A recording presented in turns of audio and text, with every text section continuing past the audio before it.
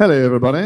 My name is Doug Scribner. I was asked to moderate this, and I was very honored to do so. I've never moderated a panel before, but I'm kind of a ham, so I think it kind of works.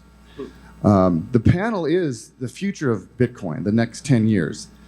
Bobby and Michael ruined it by going through the entire future of Bitcoin already. So that's only a small part. I know. Big future. There's a lot of different subtopics we can go into. I always want to ask, I used to say, who here owns Bitcoin? Raise your hand. I'm not going to do that anymore. Who here doesn't own Bitcoin? That's the question. Yeah. Now, before you think you're going to be embarrassed by raising your hand, admitting you don't own Bitcoin, I'm asking this because I will give you Bitcoin after this talk. So come see me. I'll set you up with a wallet. I do this all the time. So who here doesn't own Bitcoin? 1, 2, 3, 4. 4 people. And Eli. About 4. You 4 people. Come see me. I will set you up with a wallet. And I'll give you $5 and maybe other people will donate to your stash too. But you'll get started. Don't laugh at that. In 10 years, that $5 going to be how much? $50. $50. $100. Right, exactly. But you'll be buying your own after that. That's the point. All right, so I bought my first Bitcoin at $3.50. Don't be jealous. It's so cool to meet people who have bought it even before me, 2010. So price of Bitcoin when you started? 2011. 2011. Oh, okay. Yeah. A few dollars. Yeah, I bought mine $3.50. Yeah. Okay. I think I bought 1 million Bitcoins, but I forgot or something. So I don't see it anymore. Yeah. Right. So I'm an early entrepreneur in the space too. If you guys, I started the first video streaming platform that took Bitcoin micropayments to launch videos. Michael Turpin was also in that space, or at least talked about its promise. And I ran into him at VidCon 2016, I think it was. So before I just keep on blabbing here, we're going to move on. Jim Blasko. I got into Bitcoin when Dave Kleiman told me about it. Wow. Yeah. So tell people who Kleiman, Dave Kleiman is. Yeah. So he was a friend of mine from Florida. I helped raise money for him when he was in an accident. I knew his family very well.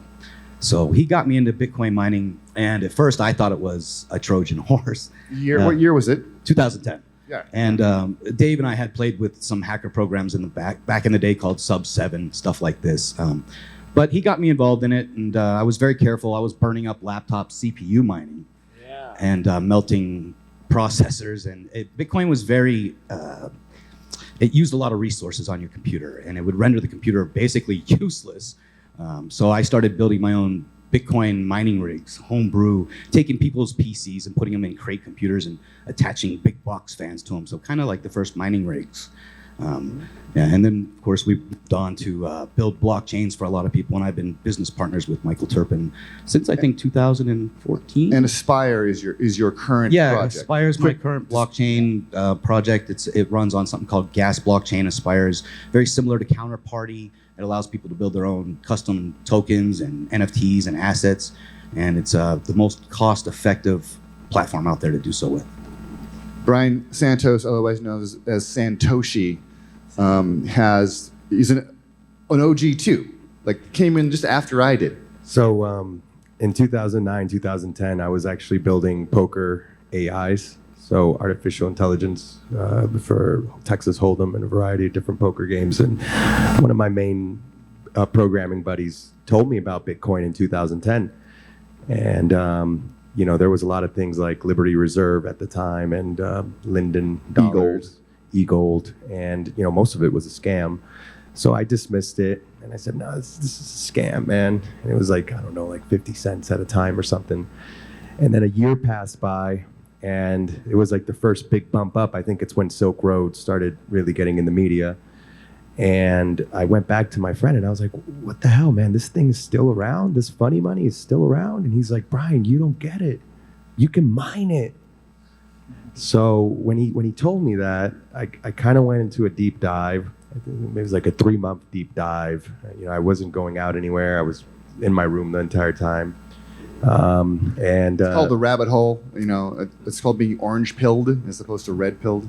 Yeah, and at the time I was a kid. I don't come from money, so it's like I basically took the last $10,000 I had, and I put it into 3 machines running 1,200 watt PSUs each. At the time, the 6990s were really popular. So I had 3 6990s SLI'd on 3 machines. So I was pushing about 3,600 watts in a little tiny apartment in Florida. So my air conditioning bill was ridiculous. I wish I would have just bought the Bitcoin. Best advice I cheaper to ever buy get. it, yeah. Whatever Just you're buy the gonna whatever Bitcoin. you're gonna spend on mining, just buy Bitcoin. Yes. Yes. You know, I was able to mine quite a few Bitcoin, and I launched the Bitcoin Business Alliance, largest grassroots organization of the Bitcoin ecosystem, in 2013. I met a lot of beautiful people. I turned 3 computers into a career. That's how I see it. And currently, your project is? And currently my project is Fly Air. We built the world's first blockchain solution for the entire aviation industry as a whole. Essentially, you can fly private and earn fly miles every time you use our service. It's a shitcoin, but it's a good one. It's a utility token. It's a utility. Come see our booth. All right. All right. So, so the future, 10 years from now, we covered finances. We've already talked about the price. So let's not go there. That leaves us with like dorky stuff like protocol and liquid and rootstock and stuff. There's also community, which has fractured. You know, there's a lot of fighting. You know, the old days, the 2013 conference, we were all together. We were all friends. We were all excited. We all just hate Craig Wright. And we all, well, yeah, that hopefully hasn't changed. You know, Hate is a strong word, but All right, we don't hate him. We very much dislike him. there you go. Right. So let's talk about what will will there be a Bitcoin community, or will it be? It's just a protocol. So can you build a community around a protocol? Well, I think it can be a protocol to some people, but I think Bitcoin is just something. It's just it, right? It's almost religion. So if it's successful, if Bitcoin is successful, I don't think there is going to be a community, and that's a measure of it. Think about today. There's no internet community.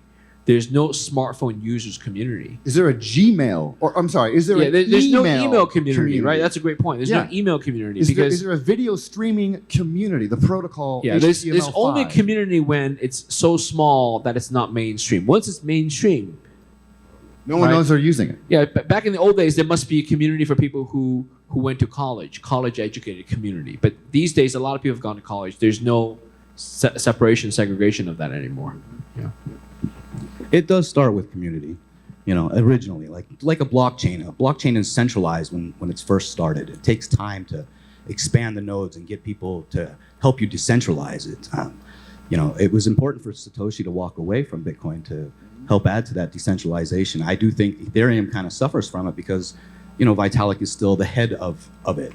I think Aspire is somewhat decentralized, my platform, because I'm the head of it. So, you know, and sometime we have to walk away and let it become community-less, you know, like what Bobby's saying. yeah, I think that in some ways community is everything. The only reason Bitcoin as a technology works is because the community that's manifested it behind it. So if you look at things like difficulty algorithm and distribution of hash rate and infrastructure projects that are happening across the entire planet, the only reason that these things are possible is because we've come together and we've organized. And in retrospect, along with all the regulations that have taken place over the years, we've held each other's hand and we protected each other, both from a legal and technical standpoint. So without community, there is no Bitcoin.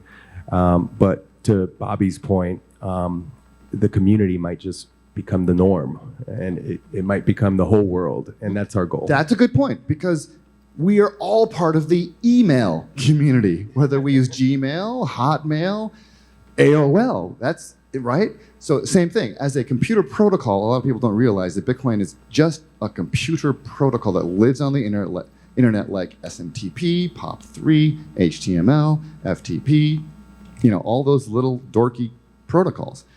So yeah, I think it's the best of both. We needed it at the beginning. But to be fair, none of those protocols rely on the sheer volume and numbers and coordination of millions of people around the world to manifest its advancement. An email server is going to be an email server no matter what. But Bitcoin requires other nodes in order to function properly. And it evolves. You know, Bobby's brother, Charlie Lee, released Litecoin a long time ago. I'm a big fan of Charlie's. Been a friend of his for a long time. And I actually even use some of his code in my blockchain. You know, it's proof of work script. So we learn from each other and work together to build something better as we go forward. Absolutely. I've used some of Charlie's code too when I launched Bluecoin. It was the first proof of stake script token. And then we also saw Dogecoin merge mine with Litecoin. So the innovations we co-share, co-opt with each other. Things will evolve and change. And Bitcoin is kind of constant. Maybe that's the theme here, maybe, right? Anyway, let's move on here. So with the next 10 years, you've alluded and spoke about, Brian brought up regulation. And we are so US-centric that, and the US leads the world no matter how you like it. The world's policemen, our SEC and FinTech and CFTC and these punishing organizations, the ones that spank you when you do something wrong, don't exist in other countries. But the US they're kind of bullies in some ways. So do you think we're going to see in the future other countries backing off and saying, no, we will welcome Bitcoin and we're not going to regulate them as a security according to one country's definition of what you can and cannot do? Where are we going there, in 5 and then maybe 10 years? Anyone? I can start off with that. I think that regulation has been mostly positive for our industry. It's brought in a lot of institutional investment, and it's also laid out the path for a lot of these nation states to now jump on board. But we have to be very careful as to who we let into our community and how much power we give to these individuals, because ultimate power corrupts. And where I kind of see us going in the future is a more free and more open society. I think people are getting more intelligent by the day. They're waking up to a lot of the things that have been happening in the world over the past 100+ years. And this is revolutionary, life-changing technology. It's changed my life, and I've seen it change the lives of thousands of people, probably millions of people around the world. So I think that we have to be proactive. We need to be in Washington. I think one of the things that I think Michael and myself did early on with the Digital Chamber of Commerce. You testified. Yeah, so in 2014, I think it was, we went to Washington, D.C., Bitcoin Education Day, and we hit up I think it was 50 congressional offices. We split up into teams, and that was the first exposure that a lot of these people got into it. And then a lot of the congressional offices followed up with us, and now there's policy talks in Washington. So, obviously Brock Pierce, Bruce Fenton, they're leading the charge in that department as well, and we need to be able to support. Caitlin Long, I think. There are some good court cases from... And then my last thing I need to say in front of all of you is we should not be afraid of the SEC. Bitcoin is not a security, full stop. And you should be able to passionately and intelligently defend your use case. And we've seen now that the SEC doesn't always win. They do lose, and they lose often. And we have to be willing to fight for what we believe in if we want this thing to succeed. I think the regulations are important, and I think as we get further along, we're getting them a little more clear. It's still pretty cloudy. We really don't know what's what yet, and we're seeing a lot of lawsuits. And as he said, some of those cases the SEC is losing. In that, we're going to see more lawsuits, a lot more. I mean, what happened was when Bitcoin kind of first got its popularity, it was because of Silk Road, and it got a bad stigma. A lot of people got a bad taste in their mouth, the media especially, which is owned by the banks. So they love to hold this thing back. So as we go forward and it gets clear, I don't know if we need, changes in the presidency or what it's going to take, but we're going to get there. And I think we're going to have great adoption here in America, great adoption, as well as everywhere else where it's kind of more adopted or more accepted freely than it is here. Yeah, in terms of, from what I want to add to regulation topic is that the U.S. we're in a very special country where there is a mature regulatory framework. So in a lot of other countries in the world, especially in the up and coming countries, they really don't have any regulatory agencies, or they have it in name only that don't do anything. So on the one hand, we complain about the U.S. regulatory agencies being too tough-handed and so on, but you really want to avoid the other extreme as well. So, also the U.S. sets the standards, right? A lot of the European countries, a lot of the other countries, they follow the regulatory leads of the U.S. So it's good to be in politics and influence the legislators, and at least we're in a free country. We can affect that. What you don't want is for policy to be set by dictators. So that's the other side that we don't look at very often. Is Jack Voorhees here? No. I'm going to channel my inner Eric Voorhees. Jack is here today. He's got a project called Ice Caps. His son Eric Voorhees is very famous, and he would say, and I would echo, Bitcoin is regulated by math that cannot be broken. My favorite quote is, no matter how many guns you point at 2 + 2, the answer will always be 4. So the theoretical question is, isn't it already regulated by something stronger than humans who can be corrupted, who can be greedy, who can be blackmailed? Yeah, that's right. It is. So think about the whole notion of the 2 + 2 is essentially an example of private keys, right? The reason when you own Bitcoin, the reason you can move your Bitcoins and not anyone else is because you have the private keys. And the reason your private keys can exclusively move your Bitcoins is because of cryptographic algorithms where your private keys can sign the signatures that can match the public key signatures for those Bitcoins. And no one else's series of sequence of random numbers can do the same thing other than you. And that's the strong mathematics. I very much agree. Yeah, and so I want to suggest that it's not Bitcoin that has to succumb to regulation. It's the regulators who have to understand what they're dealing with. We have discovered a new element, if you will. We've dug into the ground and discovered something like a new kind of gold or metal that has unique properties that, hey, well, this is the most rare thing in the world. That is one of the properties, and it can be sent around the world in seconds. Like, what if you found a physical attribute that had those properties? We wouldn't look for politicians to tell us, how do we regulate this and make it play fair in our banking system? We would say, wow, what can we invent with this? How can we build a new bridge with this? And, a bridge is a physical thing that crosses over physical locations. They just don't understand it yet. They don't, right? So, But that's our fault, ultimately, because we're the experts. This is our industry at the end of the day. We're getting better at onboarding the normies. I think at first we wanted to keep it for ourselves. We weren't really such a cool thing to be in crypto and Bitcoin in the early days that, when we came to these conventions, only the people that came to like the Inside Bitcoins conventions were actual vendors. And we all talked to each other. We didn't have people coming in to see us.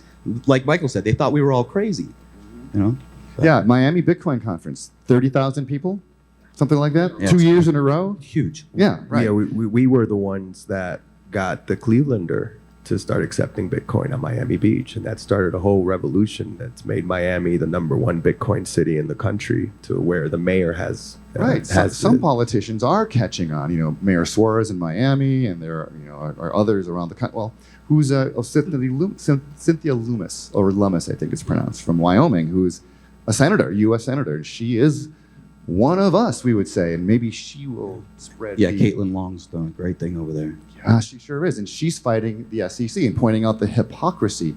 And I think, to Brian's point earlier, we are all interconnected now. In the past, we didn't know.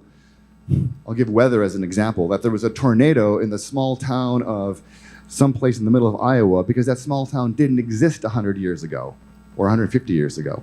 So too, with the internet, which Bitcoin is a protocol on top of, we now can know what's happening in the entire world, and therefore get a perspective that we can't quite grasp yet, that our interconnectedness and we have a human inability. Okay, we evolved knowing 50 people, right? 400 years ago, you knew the person in your small town, and that was about it. Now we know people in Iran who are being suppressed and oppressed, and we hear about that. So I guess the point is, with this new technology called Bitcoin and other cryptocurrencies, the leaders that we have elected, they really can't just go up there and start spouting stuff that they were told by their clerks. We got to bring them along, and I think Michael Saylor's helping with some of those interesting metaphors that he uses, and we have to help them. You have to help them. We all have to. And like Brian said, defend it, because it's easily defendable. 2 + 2 is 4. There's no questions. I don't care what universe you're from. It's still 2 + 2 is 4. In the beginning, no. Satoshi once said, if you don't believe me, I don't have the time to explain it to you. But nowadays, we do have to explain it. We do have to explain it to the regulators so they understand what we're doing. We're not up here trying to create scams. We're trying to create technology.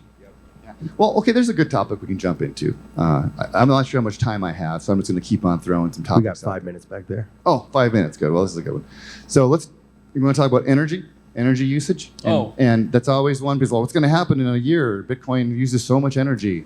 Well, so the world, as humans, we live in the world. We consume energy. We use energy. The energy makes the world go round. And it's not just Bitcoin. It's everything from organizing a conference, the lights, building this building, casino, food. Everything takes energy. And it's just that with Bitcoin, it can be easily tracked. You see the energy that goes into mining. But when we use cash, when we use credit cards, when we go shopping, everything uses energy. And it's harder to measure with the traditional industries. But the most important part about whether that energy is more or this energy is less, it's about the right to use energy. So it turns out energy can be used in different ways, right? Whether you're lighting Christmas lights, Halloween decorations, whether you're watching TV at night, or you're drying your clothes in the laundry machine, right? There are alternate ways of doing things where it doesn't require energy. Why are you wasting wasting energy turning on your lights, whether it's for Christmas lights or in the evening, right? Why not just play with a candle? Light a candle instead, or air dry your clothing and don't put it in the laundry machine. Why do you have to drive a car to work? Why don't you just ride a bicycle? So it's all very subjective. And in the libertarian model of life, it's like, you do your own thing, I do my thing. Let's not hurt each other, and let's call it that. So if I want to use a form of payment that uses proof of work mining, so be it. If I pay for it, I pay for it, right? I'm not asking you to pay for it. So whether I want to light my Christmas tree, whether I want to dry my clothes, or just use my iPad at night to watch TV, so be it, right? So I think it's hypocrisy to fight for freedom yet to impose, you guys can't do this that way, right? Like for example, if I prefer to use Bitcoin instead of credit cards, that's fine. But I'm not going to say you are not allowed to use credit cards, you're not allowed to use cash, you're not allowed to use Venmo, and you're not allowed to use PayPal, right? I don't go around telling people what they're not allowed to do. And my favorite comparison is... And nobody talks about the environmental impact of all these companies and all these banks, because of course they don't use any energy. Right. I always like to throw out, and I hope these talks help to educate other people on how to persuade normies, we'll call them, the yet to be orange pilled. So the way I see Bitcoin in terms of like energy consumption, Bitcoin is like a battery. It sucks in all the excess energy from the grid, and it stores it in an easy to identify unit that can be measured. I think the recent reports is the majority of Bitcoin mining is coming from green sources now, renewable resources. And we'll continue to get there because of human greed / another way to say human greed is innovation. So I'm gonna go out on a limb here, and I think everyone here knows that I've been an altcoiner ever since I got into the space. I've really pushed the altcoin stuff, and I love altcoins. That's where a lot of the innovation happens. But I think there is a fundamental need for proof of work from a human rights point of view. And what we're seeing right now with Ethereum is really scary, where they're starting to censor transactions that are hooked up to Tornado Cash and other mixing services.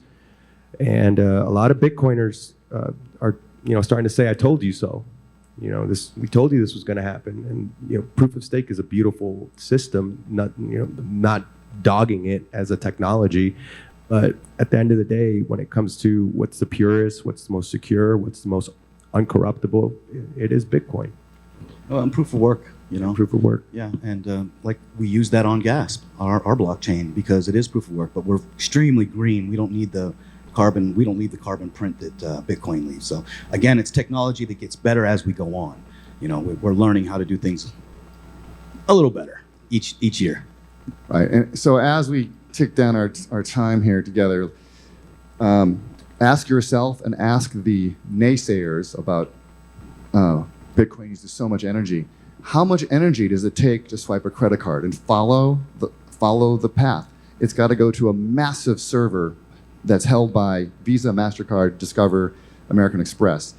And then if you have your PayPal connected to that, then there's those giant amounts of servers. And there's all the internet. And the people. And then the people, You got compliance I haven't even departments. gotten to the banks yet, where every bank building you see requires heating and cooling and employees to drive back and forth in their cars. And that's not talking about the U.S. Mint and all And then of to the, secure all those dollars, right, all the right. bullets and the tanks we need. And the trucks. What did Brian Santos just suggest here? You just go down the rabbit hole and Right. you realize that Ultimately, yeah. And then think about gold. How much energy does it take to extract and destroy the environment to build these giant pits and fill with acid to separate the gold, right? And that's gold is money, right? Crazy amounts. Yeah. So some of the comparisons are Bitcoin uses no more energy than a December with Christmas tree lights. Or actually, no, the Christmas tree lights use more energy by far than Bitcoin does. That's really the thing. And you can look at the comparisons. People have done the breakdown. And Yeah, if you could it's a measure good it. one. Yeah, right. All right, my time seems to have dripped down to the end there. So let's thank our panelists here. And I'm not sure who's next. Here comes our MC. Thank you, everybody. Appreciate it. Yeah, come get your book later, okay? Oh, yeah. And those of you who don't have Bitcoin, I will give you some. Yes. Microphones.